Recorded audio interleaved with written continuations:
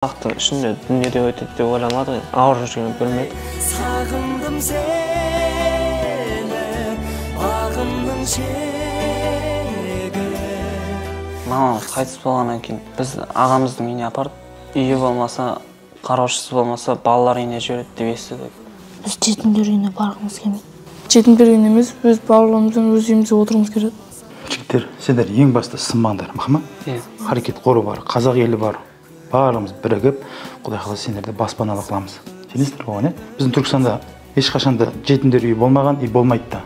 Құрметті қазақ елі, сіздер де егер осындай балдар жетімдер үйіне өтпесін десеңіздер, харекет қоры болып, қазақ елі болып, бәріміз осы балдарды баспаналы үйлі қылайық, Құдай қаласа тезірек.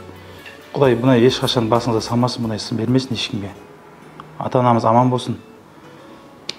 Балдар, жетім балдар жыламасын.